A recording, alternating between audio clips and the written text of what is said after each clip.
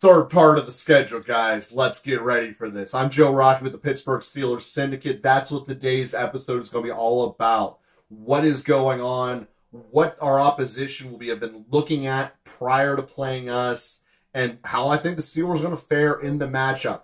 But before we dive into that, please click this link right up here if you have any contact person or know a contact person at any of the individual players' foundations, charities, or causes. I absolutely would love to speak to them, to have them on the program and talking about what it is that their foundation charity does. I think it would be great for every single person involved. And we thank you guys very much for helping us out. So with that being said, part 3 of the Pittsburgh Steelers schedule. Week 10, November 12th, Green Bay Packers. Now, the Packers here are going to be an interesting team about who are we going to be seeing by this point in the year. They have one of the biggest wild card potentials of any team out there going. They have used a first-round pick on defense for basically forever, but it's never really congealed and stepped up. So, are they going to be the best defense? And I know from fantasy perspective, I fell in this trap many times. Being, I'm taking them as my defense. I'm taking them as my... Look at those first-round picks. They got to show up. Well, sometimes they do, and sometimes they get blown out of the building by Minnesota. Well, with that being said, they got the bigger question mark now with Love. Is Love going to be lovely? I mean, that's a stupid thing to say, but it's a good question.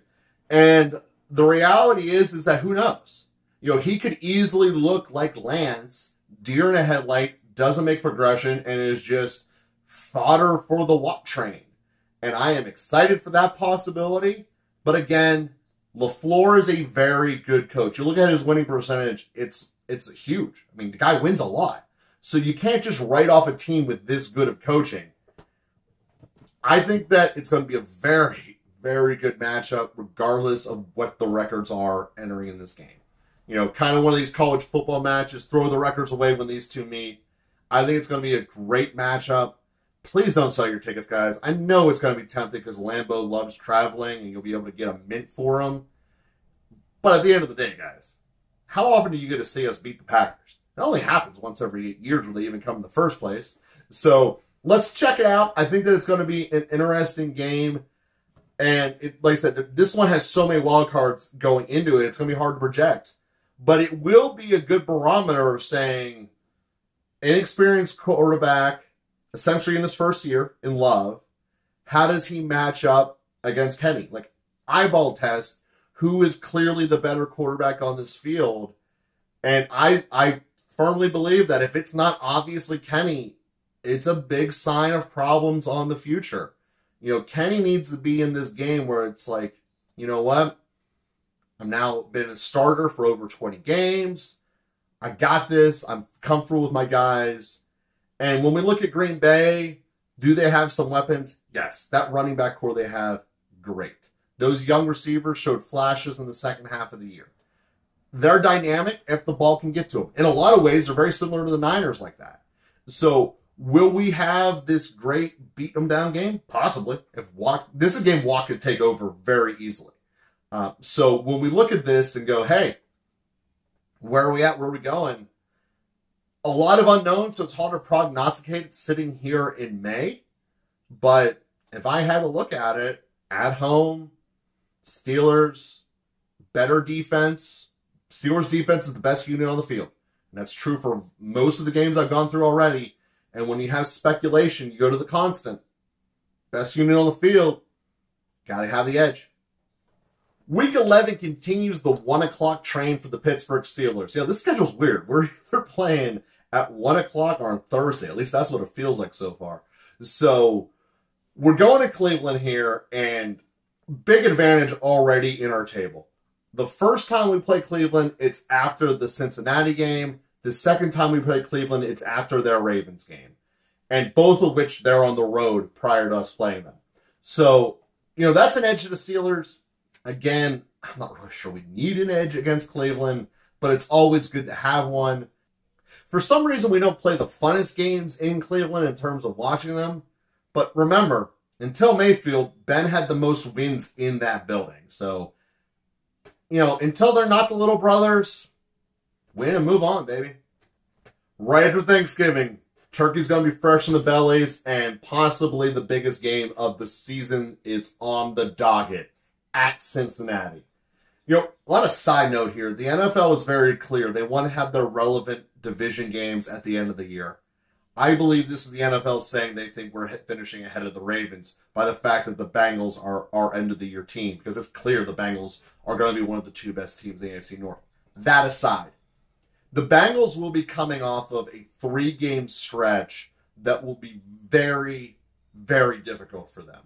First, they are going to have 3 weeks before us the Sunday night game against the Bills. And we all remember what happened the last night game between the Bengals and the Bills. It was the Mar Hamler thing. And it's going to be emotional as all can be. So that's a thing. It's probably also a loss. But that's a side story. Then they get the letdown look-ahead sandwich of the Houston Texans. And then once again, we get the benefit of them coming off of the Ravens. Them and the Ravens go at it. That's going to be in Baltimore on Thursday night. So the Bengals are going to have that mini bye coming into playing us, the first team of the year that will have that. But it's also after they play the Ravens. So the question really is in terms of the advantage the Steelers are going to receive entering into Cincinnati game at Cincinnati, how good are the Ravens going to be in Week 11? Will they have hit the complete chaos implosion button at that point? I'm really hoping so. But if they haven't, Steelers also benefit from this, because that means they're going to beat down the Bengals. Unless, of course, they are the same way they always play the Bengals, and Chase just burns them over the top, and they get blown out again. Probably the case. So that being said, Bengals are coming in, hosting the Steelers, probably with some mindset of, hey, this is a very big game. They're going to be in a prime spot for the division. This is the test that we've been waiting for basically the whole season. And we're getting the last week in November. Will Porter be able to take out Higgins? Will Peterson be able to erase Chase? Will we be able to get to Burrow? Defensively, that's the answer. And then on offense, it'll be, can we stop their pass rush? Because that's the scariest part of the Bengals defense is their pass rush. It's nowhere near as good as ours, but it's still their best part. So do I think we'll be able to do it? Yeah, I do. I think that we're going to be able to set up, do some really great things, and this line can get churning. When we look at the fact that Chooks didn't let up a sack last year, by that time I believe Broderick Jones will be pretty much in a zone. And I think that, this offense has a chance of looking very good. Again, it's all going to come down to Kenny at that point and see how it's flowing. But I think that there's a very good chance this running game is going off the charts. And if you can run between the tackles on the Bengals, it's one of the best ways to attack them. Because if Burrow ain't on the field, Burrow ain't scoring. That's pretty simple math. Week 14. For all you guys that play suicide lines or survivor pools, whatever you call them, it might be very hard to sit on the Pittsburgh Steelers until Week 13. But if you did, this is the easiest game on the Pittsburgh Steelers schedule. The Arizona Cardinals come in Week 13, and they are trying to get the first pick in the draft. Kyler Murray will be playing for his career, but I don't think it'll matter. I really don't. I mean, he's going to be coming off of the injury. He already doesn't have the desire to push himself or improve himself. You look at himself on film, he really has never improved since he was a rookie. He gives you 3 splash games, highlights galore, but he ends up losing those games normally anyway.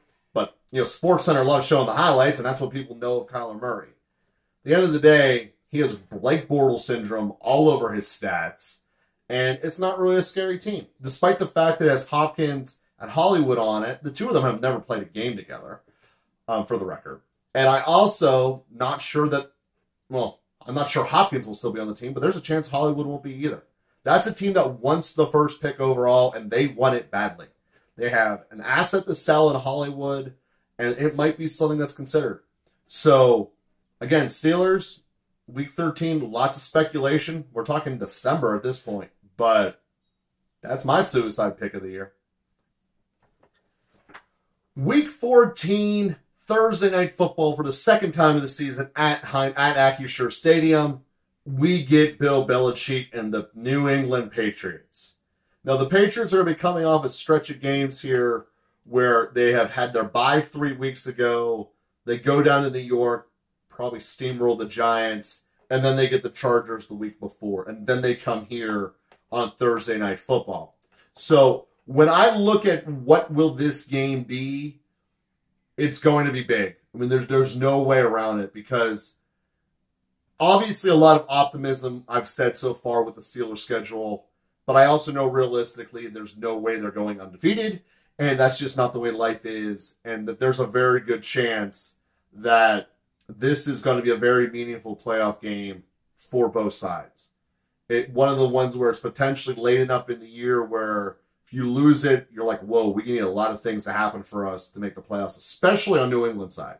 Because you can make an argument that New England is the least talented team on paper right now in their division. I believe they're overall going to be the third best team in their division. And that's going to be a team that's going to be desperate for wins.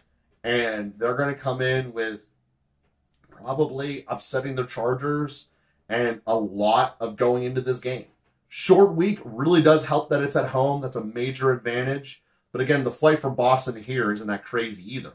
So when I look at the New England matchup, their offense, being the Patriots' offense, is incredibly unexplosive. It just is. Their best player by far is Stevenson, and he's the only person with speed on the entire team. Their best and fastest receiver, at least of the projected starters, is Juju. We all know he's not a world beater in speed. They're primarily three best skill players who aren't Stevenson are tight ends.